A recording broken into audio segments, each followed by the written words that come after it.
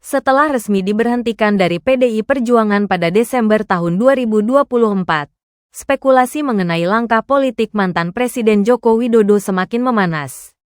Dua opsi utama yang mengemuka adalah kemungkinan Jokowi bergabung dengan Partai Solidaritas Indonesia yang dipimpin putra bungsunya, Kaesang Pangarep, atau mendirikan partai baru untuk mempertahankan pengaruh politiknya. Analis politik Agung Baskoro dari Trias Politika menilai peluang Jokowi bergabung dengan PSI cukup terbuka. Jokowi tidak pernah menolak konsep partai super terbuka yang kini digaungkan PSI. Ditambah lagi, ada Kaesang sebagai ketua umum. Ini jadi faktor emosional yang kuat, ujar Agung. PSI sendiri sering disebut sebagai rumah ideologis Jokowi. Sebagaimana pernyataan Wakil Ketua Dewan Pembina PSI, Grace Natali, yang menegaskan partai ini selaras dengan visi Jokowi selama 2 periode kepresidenannya.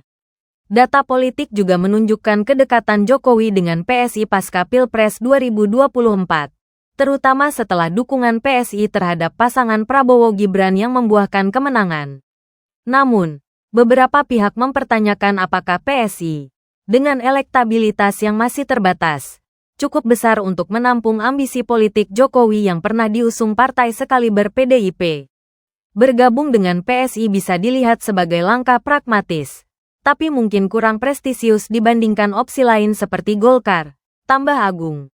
Di sisi lain, wacana Jokowi mendirikan partai baru juga menguat, dengan modal politik berupa basis massa di Jawa Tengah dan Jawa Timur.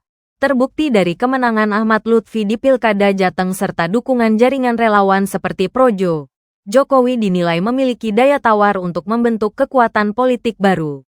Jokowi punya konstituen besar yang bisa diambil dari segmen PDIP. Partai berbasis figur seperti ini biasanya solid, kata Zaki Mubarak, analis dari UIN Syarif Hidayatullah. Namun, opsi ini bukannya tanpa hambatan. Pendirian partai baru membutuhkan waktu dan restu dari koalisi besar yang kini dipimpin Presiden Prabowo Subianto. Jika partai ini malah jadi ancaman bagi Prabowo, Jokowi bisa menghadapi resistensi, ujar Budiman, pengamat dari Universitas Mula Warman. Risiko lain adalah tuduhan politik dinasti, terutama jika partai baru hanya menjadi kendaraan keluarga Jokowi. Hingga kini, Jokowi belum memberikan pernyataan resmi terkait langkah politiknya. Analisis sementara menunjukkan PSI sebagai opsi paling realistis dalam jangka pendek, mengingat kesiapan infrastruktur partai dan keselarasan visi. Namun, untuk jangka panjang, mendirikan partai baru bisa menjadi kartu truf Jokowi guna membangun legasi politik yang lebih independen. Semua tergantung perhitungan Jokowi dengan Prabowo dan ambisinya pasca PDIP.